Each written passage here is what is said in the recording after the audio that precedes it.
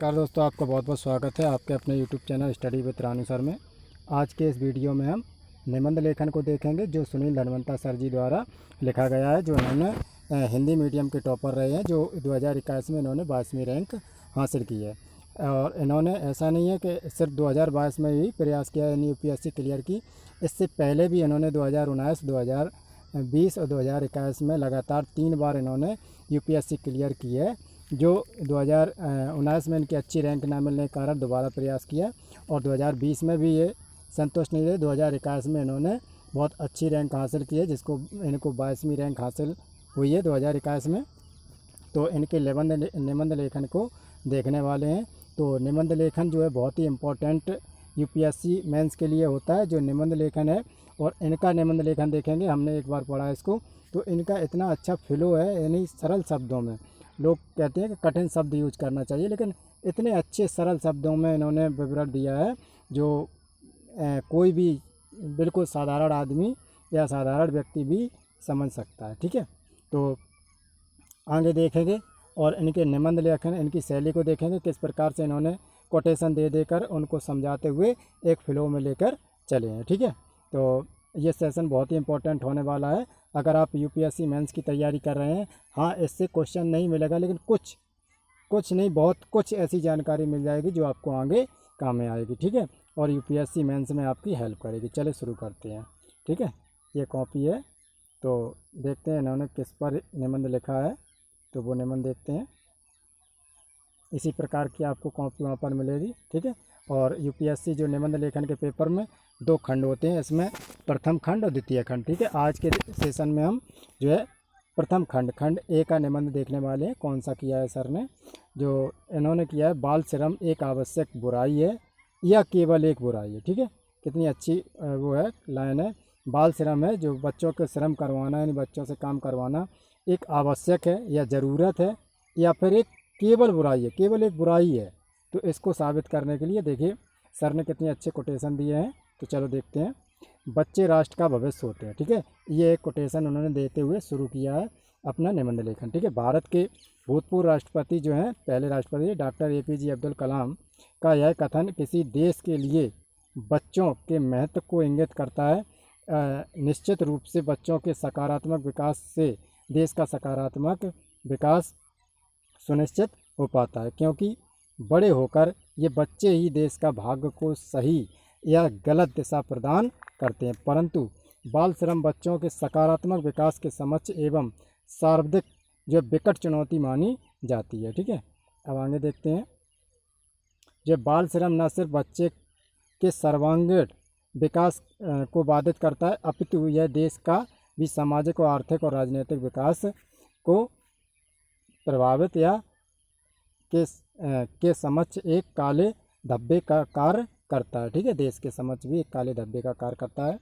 भारत और विश्व में अनेक देशों में यह बुराई बच्चों के भविष्य को यानी दीमक बनकर खाई जा रही है। ठीक है, अब आगे देखते हैं। भारत में यह बुराई प्राचीन काल से ही प्रचलित है। हालांकि स्वतंत्रता के पश्चात अनेक प्रयासों के फलस्वरूप उस बुराई की जो है भयावहता में कमी देखने को मिल रही है। ठीक है, परंतु यूनिसेफ की एक रिपोर्ट के अनुसार अभी भी विश्व के सर्वाधिक बाल श्रमिक कहाँ से होते हैं, जो बाल श्रमिक हैं वो भारत में निवास करते हैं।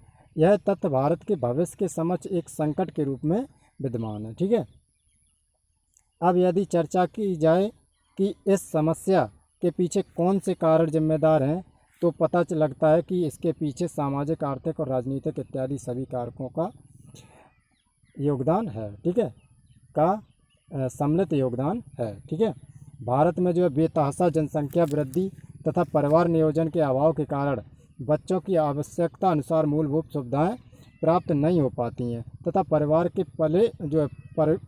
परे पेट लिखा है थोड़े, कोई बात नहीं, परिवार के पेट पालन के लिए उन्हें बाल श्रम में दलदल में धकेल दिया जाता है। ठीक है, बाल श्रम के दलदल में धकेल दिया जाता है। इसी के साथ ही गरीबी तथा शिक्षा के अभाव के कारण माता पिता बच्चे को कम उम्र में ही आजीविका के लिए तैयार करने के लिए बाल मजदूरी पर भेज देते हैं। ठीक है, घर चलाने के लिए बाल मजदूरी पर भेज देते हैं। इसके पीछे सरकारी शिक्षा व्यवस्था की असफलता को उत्तरदायी ठहराया जा सकता है। बाल श्रम जो है बाल तस्करी में संलग्न लोगों को बच्चों को जो अपचित करके उनसे खानों, कारखानों या दावों पर बलात्श्रम करवाते हैं। वहीं लड़कियों को अवैध यौन व्यवसाय में धकेल दिया जाता है, ठीक है, आजीविका चलाने के लिए।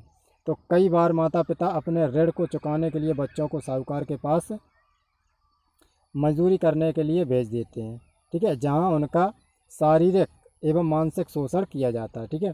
कारखानों के मालिक बाल श्रमिकों को वरीयता देते हैं क्योंकि वे कम मजदूरी में कार्य करते हैं तथा उनको अपने अधिकारों का ज्ञान न होने के कारण अन्याय का विरोध नहीं कर पाते हैं, ठीक है। अब इसके आगे देखते हैं।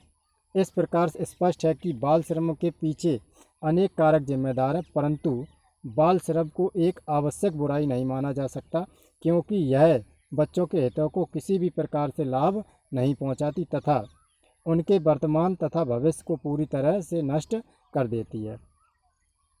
यह सरकारी योजनाओं की विफलता के कारण उत्पन्न होती है, इसलिए उपयुक्त प्रयासों के माध्यम से इसे दूर किया जा सकता है। इसलिए बाल श्रम को केवल एक बुराई माना जाना चाहिए जो देश के विकास एवं भविष्य के समक्ष एक विकराल चुनौती है तथा बच्चों के लिए विनाशकारी है। यह बच्चों के माता पिता की मजदूरी के कारण उत्पन्न होती है, ना कि उनके जानबूझकर उत्पन्न होती है, ठीक है। जो बाल श्रम बच्चों के बहुआयामी विकास को बाधित कर उन पर अनेक नकारात्मक प्रभाव डालता है। इसके कारण बच्चों को सुकुमार बचपन का विनाश तो होता ही है, साथ ही साथ उनके शारीरिक, शैक्षिक, मानसिक, आध्यात्मिक विकास को भी यह अवरुद्ध करने का कार्य बाल श्रम करता है। अब देखते हैं बचपन की अवस्था बच्चों में विचारों के विकास के अवस्था जो बच्चों में विकास की अवस्था माना जाता है। बाल श्रम द्वारा इन विचारों को अवरुद्ध कर बच्चों की जो सृजनशीलता का विनाश करता है। खतरनाक व्यवसायों में कार्य करने से वे बीमारी या कभी कभी तो मृत्यु का भी शिकार हो जाते हैं। बच्चों के शैक्षिक विकास के अवरुद्ध होने से वे कुशल मानव पूंजी में शामिल होने से वंचित रह जाते तथा इसके कारण दीर्घकाल में देश में आर्थिक विकास का नकारात्मक प्रभाव पड़ता है, ठीक है। इसी के साथ बाल श्रम के कारण बच्चों को उनकी क्षमता से ज़्यादा कार्य करने तथा उचित पोषण न मिलने के कारण कुपोषण का भी शिकार हो जाते हैं, ठीक है, जिसके आगे चलकर दूरगामी प्रभाव होते हैं। बाल श्रम से देश के जनसांख्यिकीय लाभांश पर भी नकारात्मक प्रभाव पड़ता है जो कि देश के विकास क्षमता व अवरुद्ध कार्य करता है। अतः स्पष्ट है कि बाल श्रम एक ऐसी बुराई है जो बच्चों के भविष्य के साथ साथ देश के भविष्य पर भी खतरा प्रस्तुत करती है। इसलिए समय समय पर बाल श्रम को रोकने के लिए वैश्विक स्तर और संवैधानिक स्तर और वैधानिक स्तर पर, प्रशासनिक स्तर पर और सिविल समाज स्तर पर अनेक प्रयास किए गए हैं। अब आगे देखते हैं। वैश्विक स्तर पर यूनिसेफ जैसी संस्था बच्चों के विकास हेतु बाल श्रम को रोकने के लिए समय समय पर अनेक नीतियों का निर्माण एवं कार्यक्रम संचालन करती है, ठीक है। अंतर्राष्ट्रीय श्रम संगठन ने बाल श्रम पर अनेक अभिसमयों का निर्माण किया है और हाल ही में भारत ने ILO के 2 अभिसमयों पर हस्ताक्षर किए हैं, ठीक है। अब आगे देखते हैं।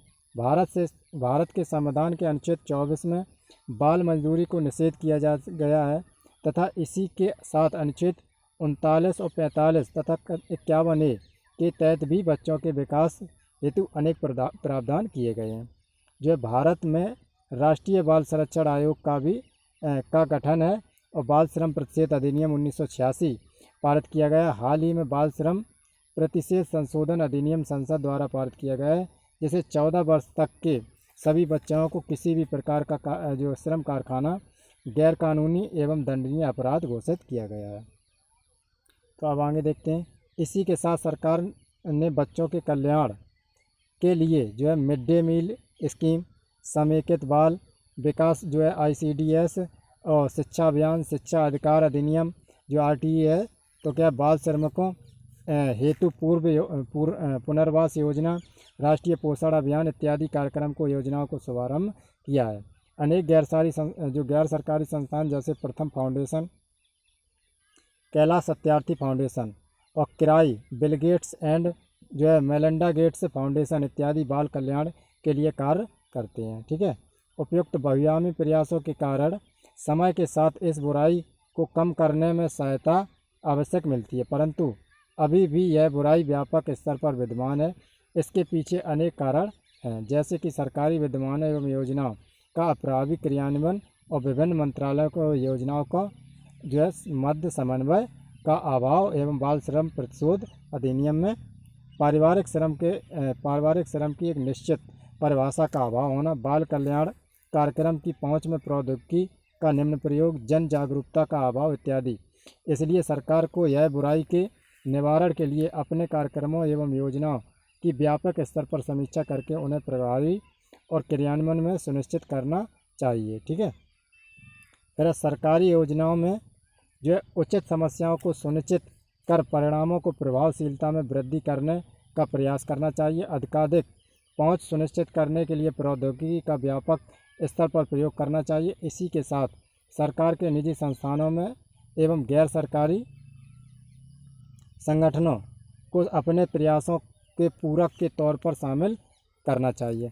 साथ ही सोशल मीडिया और प्रिंट एवं इलेक्ट्रॉनिक मीडिया के माध्यम से बाल श्रम के कुप्रभावों को कल्याणकारी योजनाओं के बारे में जो है व्यापक जागरूकता का प्रयास करना चाहिए। अब यह कहना समीचीन प्रतीत होता है कि बाल श्रम अनेक परिस्थितियों के कारण से उत्पन्न हुई बुराई है, जिसमें परिवार का आकार, आय का स्तर, अवस्थिति तथा सरकारी योजनाओं की प्रभावशीलता की कमी इत्यादि का सम्मिलित योगदान होता है। यह बच्चों एवं देश के विकास दोनों के लिए सभी रूपों में अहितकर है।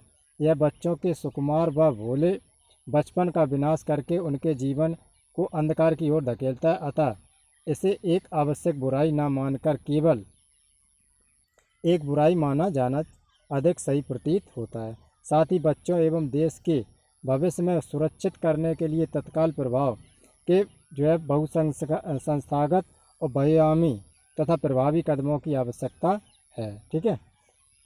अब देखते हैं आगे। इससे न केवल बच्चों के जीवन में ज्योति का समावेश होगा, बल्कि सतत विकास लक्ष्यों की ओर बढ़ने में सहायता मिलेगी। इसलिए सरकार एवं समाज की इस बुराई को गंभीरता से लेकर इसके बहुआयामी नकारात्मक प्रभावों को ध्यान में रखते हुए जो है समूल विनाश का प्रयास करना चाहिए। ठीक है।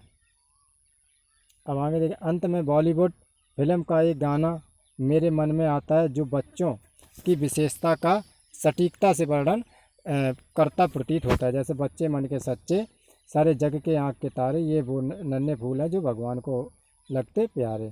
ठीक है। इसी की कोमलता एवं असीम संभावनाओं की सुरक्षा के लिए बाल श्रम जैसी बुराई का तत्काल नाश सभी के हित में होगा। ठीक है। तो यही था आज का ये निबंध जो सुनील सर द्वारा लिखा गया। उन्होंने कितने फ्लो, कोई कठिन शब्द नहीं है, एक भी कोई कठिन शब्द नहीं है, कोई ऐसा शब्द नहीं है जो उन्होंने लगता हो कि उन्होंने पढ़कर या कोई अच्छी शिक्षा, उच्च शिक्षा हासिल करके इसमें शब्द कोई लिखा हो। ठीक है। बड़े एक साधारण यानी और निबंध का लेखन का कारण भी यही होता है, जो बिल्कुल एक साधारण फ्लो में कि जो लोग जो बोल रहा है वो भी समझे और जो सुन रहा है या जो पढ़ रहा है वो भी बिल्कुल अच्छे शब्दों में समझे। ठीक है। इसका नेक्स्ट पार्ट है जो हम अगले वीडियो में बनाएंगे। इसी के साथ आप देखते रहिए, आपके लिए बहुत हेल्पफुल होगा। और हमारे चैनल को सब्सक्राइब कर लीजिए, जिससे हम जब भी वीडियो डालें डायरेक्ट आपके पास नोटिफिकेशन पहुंच जाए। धन्यवाद और नमस्कार।